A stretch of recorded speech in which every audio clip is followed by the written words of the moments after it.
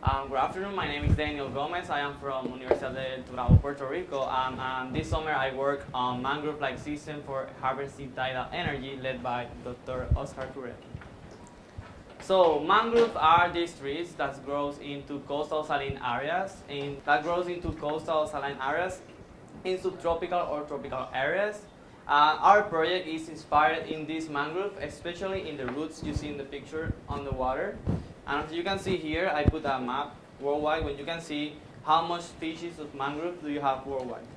The species of mangrove just determine how into the water or how far from water they are.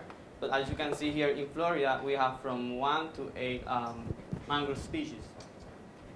So, inspired on those mangroves, we try to simulate the mangrove roots. As you can see here, there's like an array with some cylinders. We simulate the mangrove roots.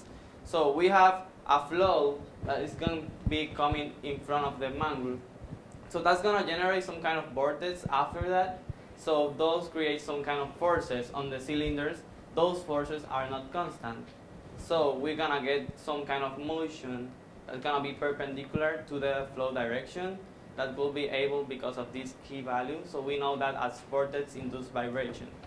So for this study, we wanted to know what are the kinematics and also the energy extraction if we change the flow speed, the stiffness of this K value over here, and the patch diameter. We do two designs. One is a single cylinder, and then we model some different patch, as you can see here, changing the diameter of the distance between the center. So the experimental setup we designed on SolidWorks, as you can see here, this device. So this is the actual device. I have it here. So I explained the flow is gonna be to the front. That's gonna rotate perpendicular with the key value we simulate with a steel plate, changing the stiffness. So to analyze that, we use a high-speed camera in order to record from the bottom. You can see here in this picture. We also do PIV analysis to see how the vortex are after they came through the cylinder. You can see in the picture. We also use water tunnel in this picture over here. That water tunnel allows us to change the flow speed from 2 centimeters per second to 15 centimeters per second. So the results. So we found some interesting things. As you can see here in this graph, amplitude divided by diameter of the cylinder with the flow velocity in centimeters per second. If you see the green line, that's the medium stiffness we use. We start with that one. There's like a critical velocity in which start to oscillate and then goes up, the amplitude change with the velocity, and then we have another critical velocity in which starts to goes down again the amplitude. So we think that if we put like lower stiffness, it's gonna oscillate more, but we find completely the opposite. As we increase the stiffness, we achieve like delay the critical velocity here in order to achieve the amplitude. And as you can see, the amplitude is gonna be like way more than compared to the medium one. Also, we delay the critical velocity in order to go down. So that's why, that's why here doesn't show because we only tested until 16.